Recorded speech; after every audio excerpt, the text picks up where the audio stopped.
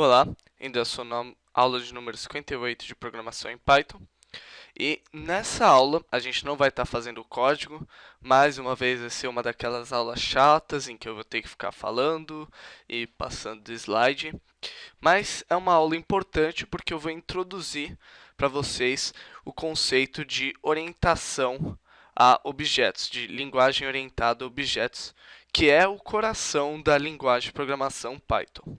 Então, vamos lá. A primeira coisa que a gente tem que entender é a diferença entre os dois tipos de programação: programação estruturada e programação orientada a objeto. Então, a programação estruturada, ela se divide em três tipos de estrutura, que é a estrutura básica de controle, que é sequência, condição e repetição, que foi o que a gente estudou, né, que é a sequência, o nosso código sendo lido sequencialmente, do começo aqui do idle até a última linha do idle.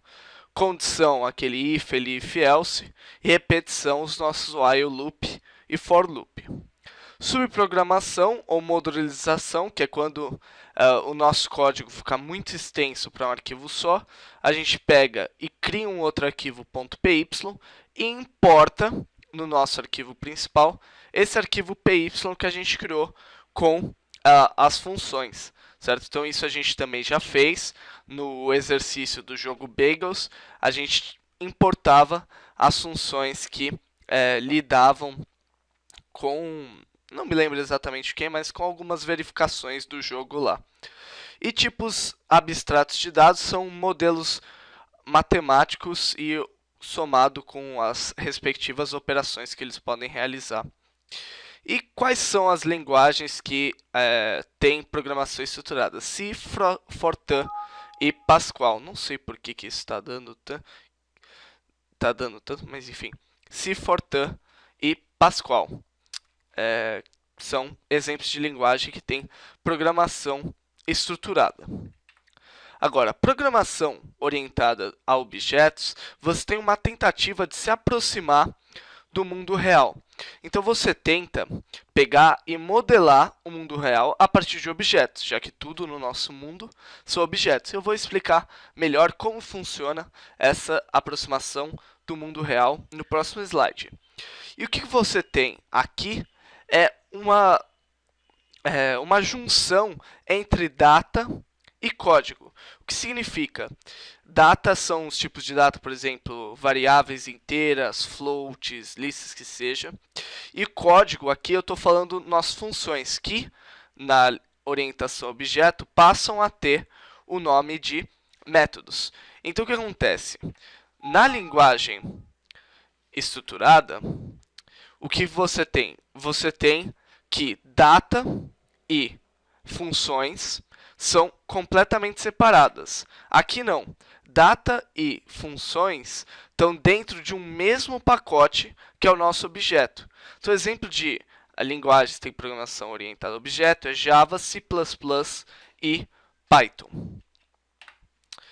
Então, aqui tem uma imagem para entender um pouco a diferença entre os dois. Então, na linguagem estruturada, tem a sua aplicação, que é formada de diversas funções que vão interagir com os seus dados. Agora, a orientação a objetos, não. Você tem uma aplicação, essa aplicação vai interagir com os objetos. E dentro do objeto, já há uma interação direta entre os métodos, que é só um nome diferente de função para objetos, interagindo com dados, e aqui os métodos também interagindo com dados. Então você pode até pensar o objeto como sendo pequenos programas, pequenos módulos que você monta aqui. E aí você tem a sua aplicação interagindo com cada um desses objetos. Então, para a gente entender exatamente o que é um objeto, aqui tem um exemplo, né, que é o exemplo do cachorro, que é um exemplo clássico. Acho que quase todo tutorial que você for ver de programação orientada a objetos vai ter isso aqui. Então, um objeto ele possui duas coisas básicas: atributos e métodos. Atributos são os tipos de data dele. Então, são as coisas que caracterizam o nosso objeto, vamos dizer assim. Então, por exemplo, um cachorro ele vai ter um nome, um peso, uma cor do pelo e poderia ter aqui outros, a cor dos olhos, o tom do latido e assim por diante. Os métodos, por outro lado, são as ações que o nosso objeto é capaz de executar. Então, no caso, o cachorro ele é capaz de latir, é capaz de abanar o rabo, é capaz de cavar um buraco, pegar o osso e pegar a bolinha, enfim, fazer diversas coisas aqui. Então, isso aqui é o nosso objeto. Na verdade, a gente chama essa construção aqui de cachorro de classe. Essa é a montagem do nosso objeto. Então, isso aqui, que é geralzão, é chamado de classe.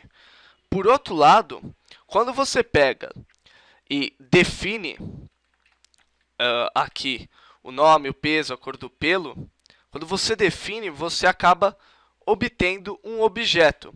Então, tem a classe cães. Então, todos os cães eles são capazes de andar, falar, comer, dormir, pegar o osso. Eles têm o nome, o peso, a cor do pelo. Então, isso é a classe. Agora, quando você define cada um desses atributos, você acaba tendo objetos. Então, os objetos cachorros aqui são o Bob, o Scooby e o Rex. Cada um, você pode visivelmente ver, cada um deles é diferente, mas todos fazem parte de uma classe, que é a classe cães. Então, para programação orientada a objetos, a gente tem alguns conceitos que a gente vai olhar ao longo das próximas aulas, que eu imagino que vão ser muitas, porque objetos é um tema bastante extenso. Mas tem alguns conceitos que a gente precisa saber. Então, o conceito de classe, você já sabe o que é. Objeto ou instância, vocês também já sabem. Atributo, vocês já sabem. Método, vocês já sabem. Mensagem. Aqui está escrito, é uma chamada a um objeto para invocar um dos seus métodos. Então, a gente vai ver que eu posso mandar, dentro de Python, um cachorro pegar e falar, por exemplo. Então, a gente vai, basicamente, mandar uma mensagem através de código para que o nosso objeto execute um dos seus métodos. Herança, por outro lado, que aqui está escrito como ou generalização, é mecanismo pela qual uma classe, subclasse, pode estender outra classe, superclasse, aproveitando seus comportamentos, métodos e variáveis possíveis atributos. Então, vamos entender isso aqui. Por exemplo, um cachorro. Um cachorro aqui faz parte da classe cães.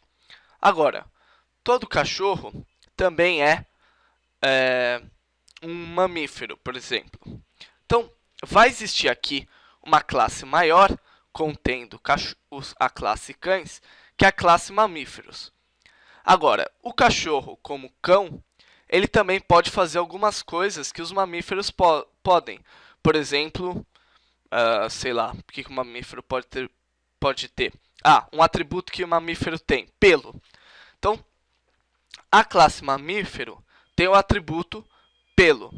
A classe cães, ela faz parte, ela estende a classe mamíferos. Então, por isso, qualquer objeto cachorro vai ter pelos, apesar de eu não ter definido na classe cães, o atributo pelos. Então, é isso que eu estou querendo dizer quando eu estou falando aqui de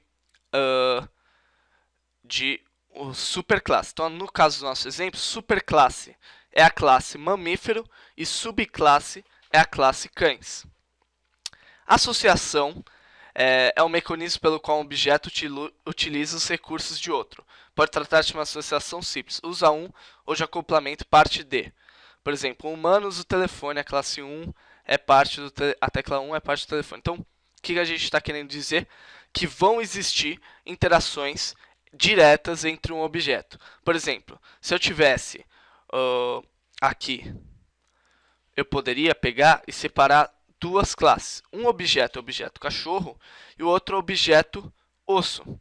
E o cachorro pode pegar o osso, ou seja, tem uma associação aqui entre os objetos cachorro e objeto osso.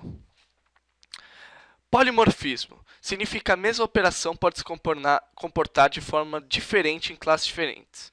Então, o que isso quer dizer? Vamos voltar aqui que tem a nossa classe mamífero e tem a classe cães. Além dos cães, a gente tem que os humanos também são mamíferos. Vamos supor que todos os mamíferos consigam falar. Então, aqui no caso, o cachorro ele consegue falar. Agora, a fala de um humano vai ser diferente da fala de um cachorro, que pode ser diferente da fala definida por um mamífero.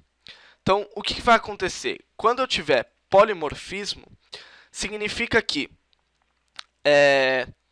eu vou ter, por exemplo, uma mesma superclasse para outras subclasses em que métodos dessa se comportem de uma maneira nessa superclasse, mas se comportem totalmente diferente numa subclasse.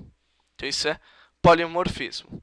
E encapsulamento, que é um tema que dificilmente se fala em Python, é quando você esconde atributos do nosso objeto. Então, o que eu quero dizer com isso? Por exemplo, um cachorro, aqui a gente consegue enxergar os pelos, os olhos, a boca, os acessórios que ele está usando.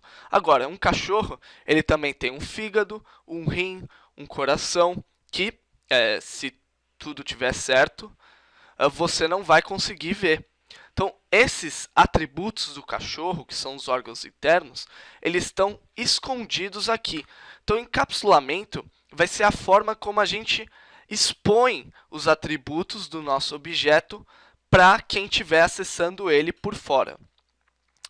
Então, essa foi uma aula mais curta do que as aulas em geral, que foi só para introduzir o conceito de objetos. Na aula seguinte, a gente vai começar a codificar nosso objeto. Se você pode estar dando uma olhada, se você quiser se aprofundar mais no assunto, nesses links que eu coloquei aqui. Esse aqui é uma espécie de um mini livro feito pela Unicamp. Esse aqui é do curso do MIT, está em inglês, né? E você pode ver a partir de 40 minutos. Esse aqui também é um vídeo curtinho de 6 minutos, que também está em inglês, mas que é muito bom. E esse aqui é da Universidade XTI, que faz parte do curso de Java deles. E aí você vai no episódio 34 e ele começa a explicar o conceito de orientação a objetos. Então é isso, pessoal. Essa foi a aula de hoje. Espero vocês na próxima aula.